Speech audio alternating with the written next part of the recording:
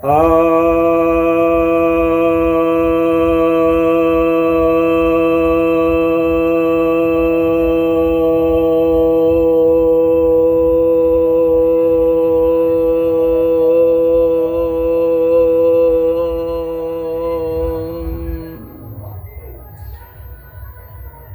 भक्तजनों को सब प्रेम नमन। भक्तों, आज आपके समक्ष मैं जिस विषय को लेकर आया हूं यह है भगवान बुद्ध का अनासक्ति संबंधित जो विचार हैं वे। आप जानते हैं अनासक्ति शब्द जो होता है यानी किसी चीज के प्रति आसक्त नहीं होना, किसी के प्रति मोहग्रस्त नहीं होना, किसी के प्रति लगाव नहीं रखना, निष्पक्ष होना, समभाव को उपलब्ध होना। तो यह जो है अनासक्ति जो है एक आध्यात्मिक शब्द है, एक यौगिक शब्द है और कर्मयोग में इसका बहुत महत्व है। यानी किसी भी कर्म को बिना लगाव के करना, बिना किसी अपेक्षा के करना, बिना कोई रिटर्न में कुछ भी नहीं चाहना, बस यह पूजा के अर्थ में ही प्रयोग होता है। जब हम ऐसा करते हैं तो वह पूजा ही कहलाती है। पूजा वही है जो हम अनासक्त भाव से किसी कर्म को करते हैं। यदि हम अनासक्त भाव से घंटी नहीं हिलाते हैं तो वह पूजा नहीं है। अनासक्त भाव से धूप दीप नहीं दिखलाते हैं, पूजा नहीं है। अनासक्त भाव से यदि हम यज्ञ हवन नहीं करते तो वह पूजा नहीं है।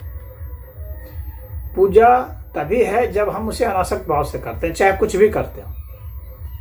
तो इसीलिए अनासक्ति को ही पूजा कहा जाता है। अगर अनासक्ति का कहीं प्रयोग है तो इसका अर्थ समझ लीजिए कि वह पूजा का ही प्रयोग है आध्यात्मिक अर्थ में।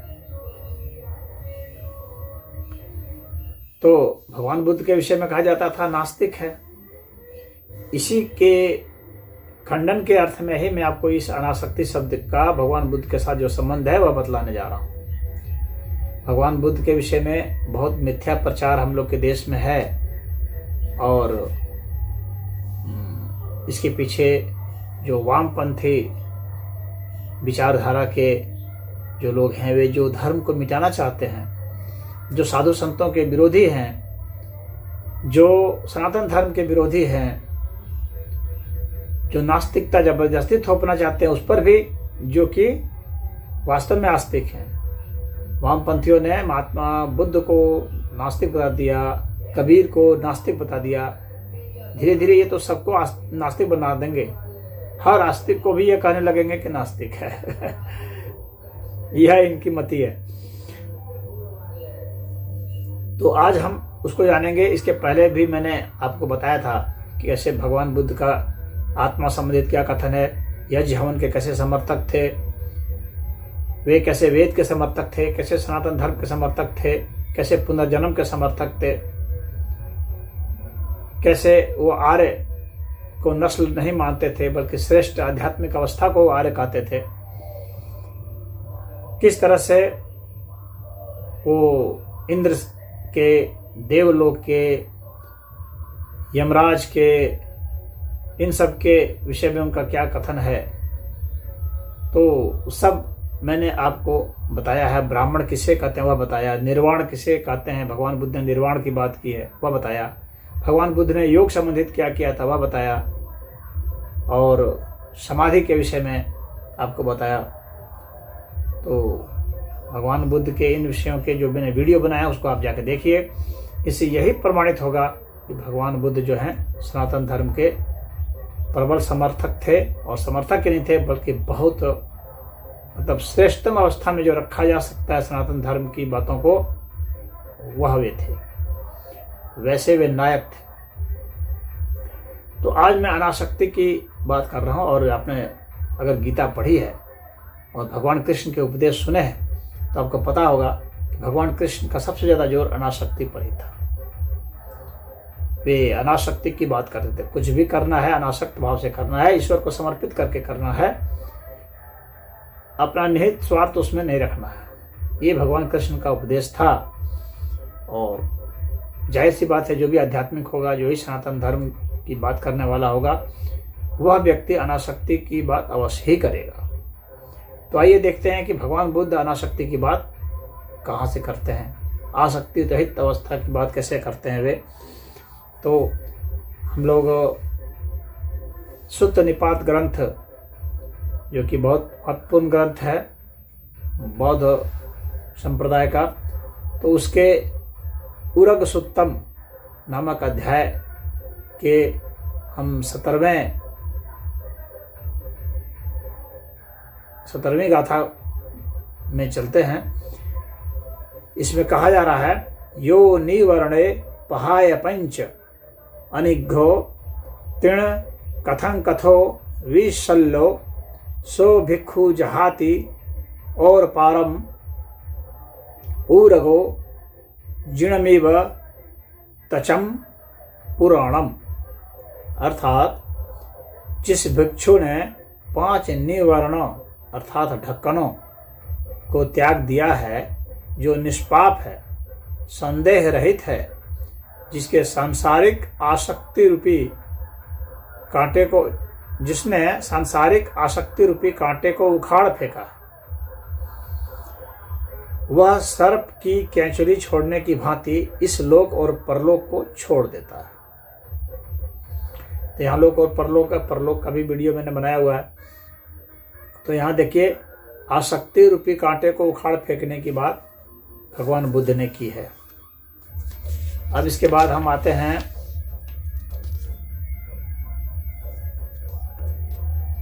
हेमवत सुत्तम पर। यह जो हेमवत सुत्तम है, यह इस अध्याय में हम देखते हैं इसकी 25वीं गाथा, जिसमें कि लिखा हुआ है, अनोम नामम निपुणत्थदस्सिम पन्यादम कमालये असत्तम तम पश्यत्थ सब विदुम सुमेधम अर्ये पथकममान महेशिम। अर्थात श्रेष्ठ नाम वाले, निर्वाणदर्शी, प्रज्ञा देने वाले, काम भोगों में अनासक्त, सर्वज्ञ, उत्तम मेधा वाले, आर्य पथ पर चलने वाले इस महर्षि को देखो। तो यहाँ भी भगवान बुद्ध ने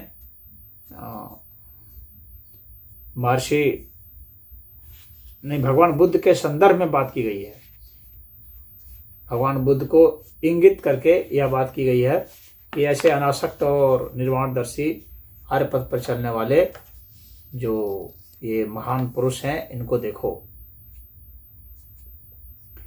इसके बाद हम सभी असुत्तम पर आते हैं। इस सभी असुत्तम अध्याय है और सभी के प्रश्न का उत्तर भगवान बुद्ध ने दिया है, जिसकी 10वीं गाथा जो है वह कह रही है, बाहेत्वा सब पापानि विमलो साधु समाहितो टित्ततो संसार मतिच्च केवलीशो असितो तादि पउच्यते स ब्रह्मा।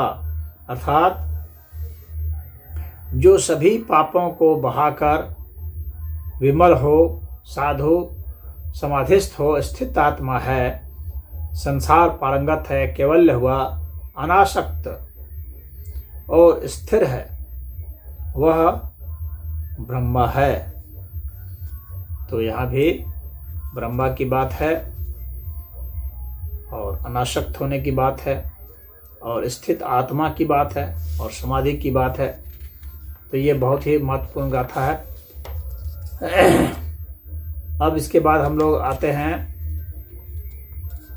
13वीं गाथा में। इसी अध्याय की 13वीं गाथा जो है, उसमें कहा जा रहा है, आगुम न करोति किंच लोके सब संयोगे विसज्ज बंधनानि सबत्थ न सज्जति विमुक्तो नागो तदि पउच्यते तत्थाति। अर्थात जो संसार में किसी प्रकार का पाप नहीं करता, जिसने सब बंधनों को तोड़ डाला है, जो कहीं आसक्त नहीं होता, जो विमुक्त, स्थिर और आत्मा के में स्थित है, वह नाग कहा जाता है। तो यहाँ पर भगवान बुद्ध ने यह कहा है कि नाग किसे कहते हैं, और उसमें कहा है कि जो आसक्त नहीं होता है, जो आत्मा में स्थित है, जो स्थिर है, विमुक्त है।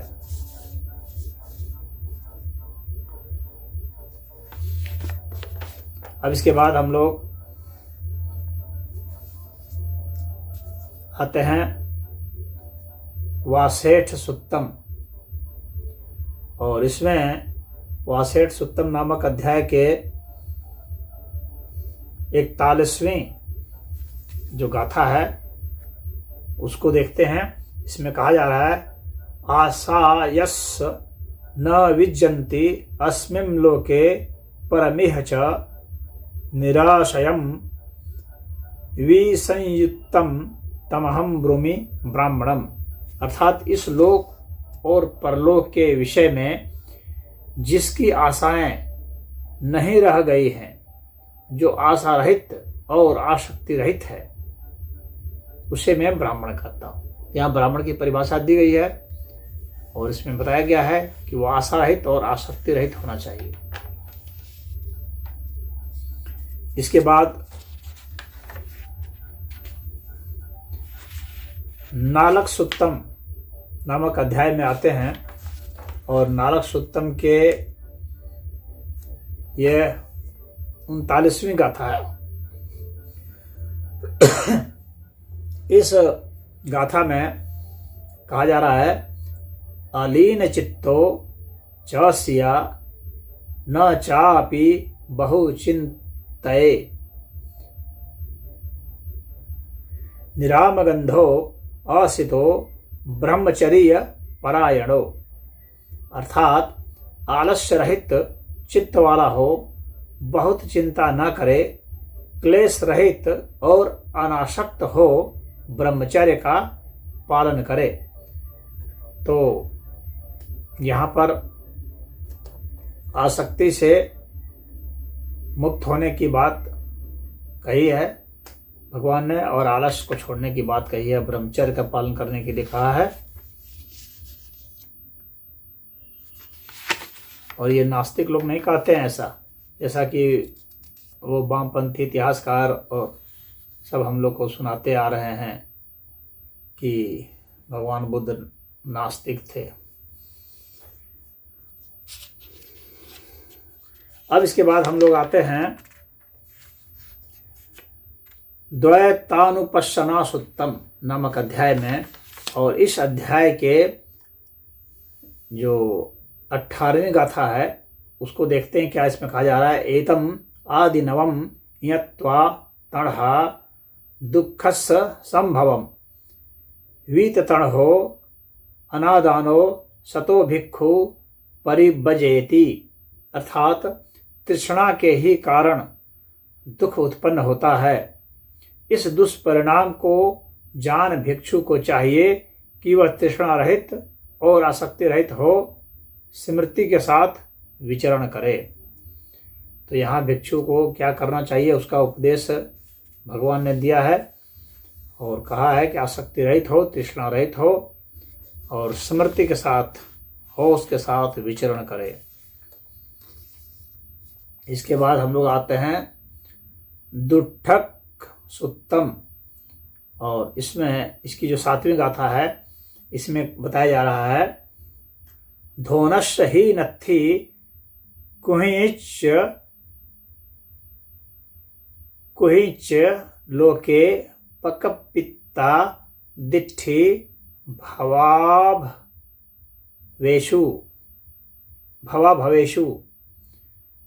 मानच्च पहाय धोनो स केन गच्छेय अनुपयो सो।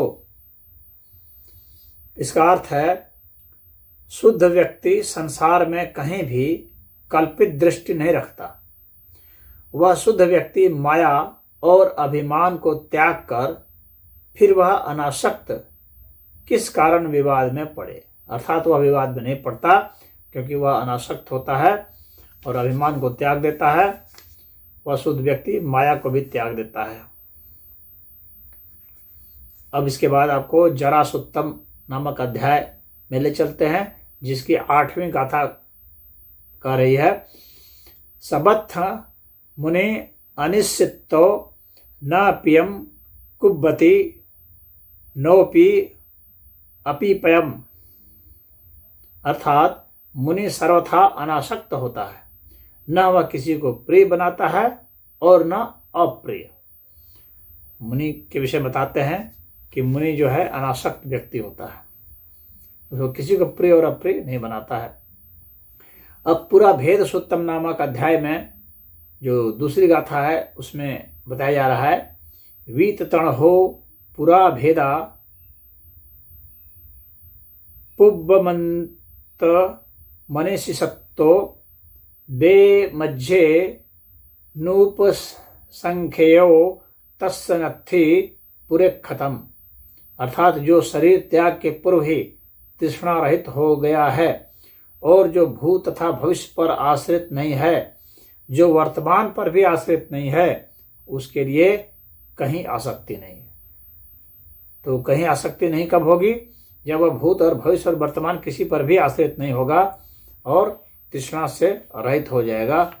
ये शरीर से खत्म होने के पहले ये सब हो जाना चाहिए। अब इसके बाद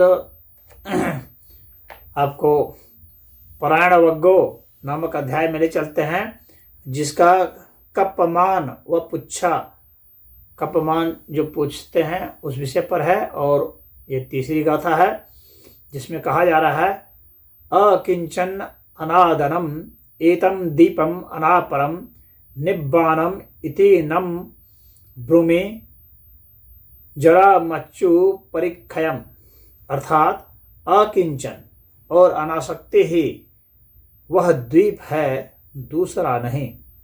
बुढ़ापा और मृत्यु के अंत को निर्वाण बताता हूं।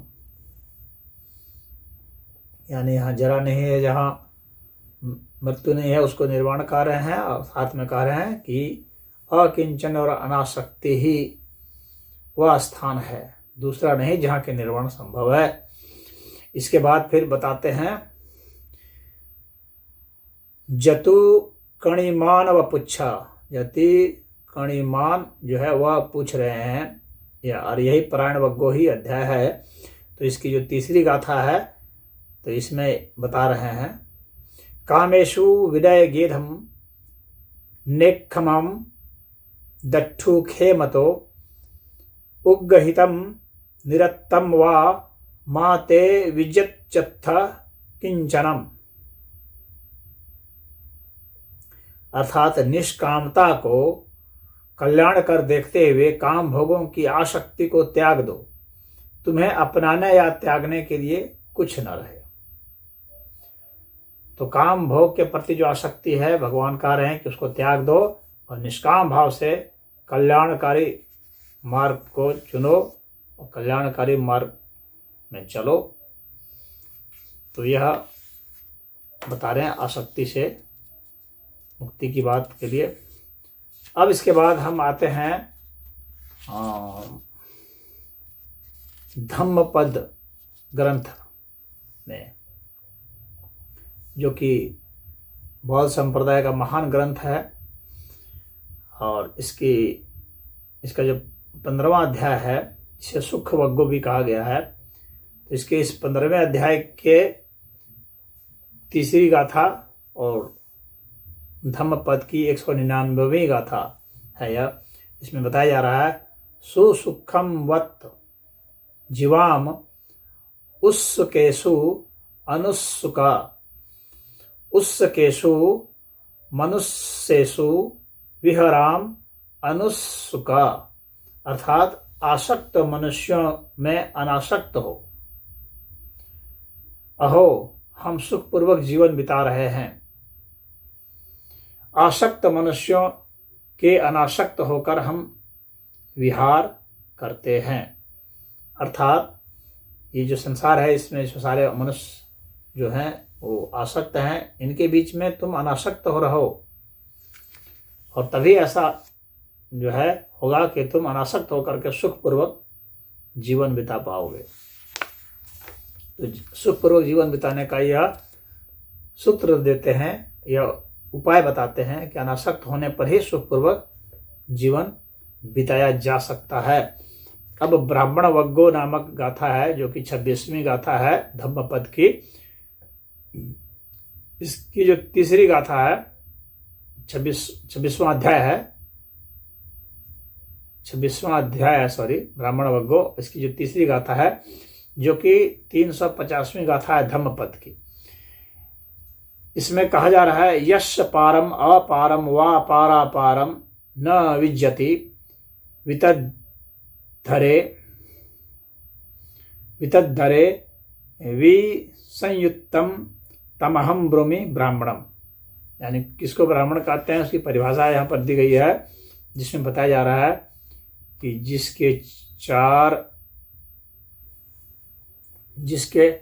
जिसके पार यानी आंख कान नाक मुंह काया मन ये सब जो है ये पार कहलाते हैं, और अपार अर्थात रूप शब्द गंध स्पर्श धर्म ये अपार कहलाते हैं। तो ये पार और अपार और पारापार, पारापार मैं और मेरा को पारापार कहते हैं। तो पार अपार और पारापार जो नहीं है, जो निर्भय है और अनासक्त है, उसे मैं ब्राह्मण कहता हूँ। तो ब्राह्मण की परिभाषा भगवान ने यहाँ पर दी है कि उसका अनासक्त होना बहुत जरूरी है। अनासक्त नहीं है तो वह ब्राह्मण नहीं कहा जा सकता। इसके बाद वे इसी ब्राह्मण वर्गों की ही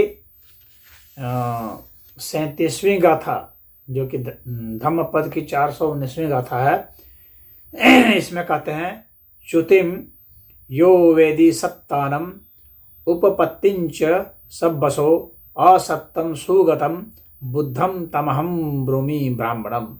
अर्थात जो प्राणियों की मृत्यु और उत्पत्ति को भली प्रकार जानता है, जो आसक्ति रहित सुगत और बुद्ध है, उसे मैं ब्राह्मण कहता हूँ। यानी ब्राह्मण होने के लिए बुद्ध होना जरूरी है, और ब्राह्मण और बुद्ध उसे कहते हैं जो आसक्ति रहित होता है, यानी अनासक्त जो होता है उसे यहाँ कहा गया है ब्राह्मण और बुद्ध।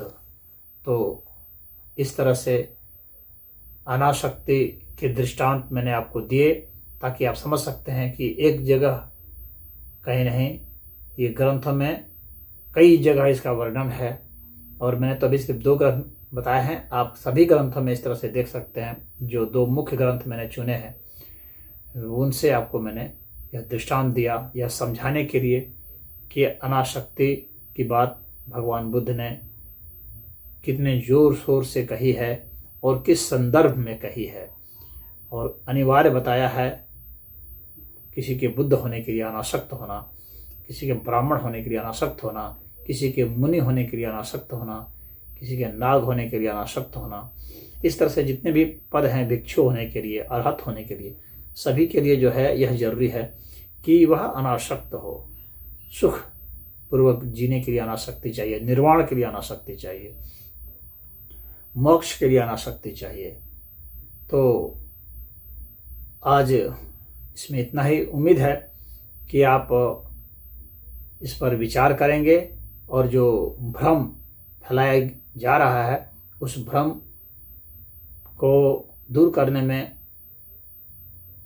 आपका भी सहयोग रहेगा।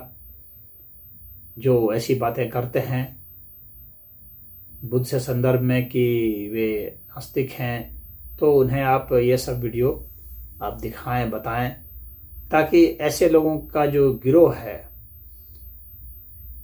और पूरा जो उनका कुनबा है, जो कि हाथ धो के बुद्ध की गरिमा को गिराने के पीछे पड़ा है, उसका हम प्रतिकार बौद्धिक रूप से कर सकते हैं। ओम।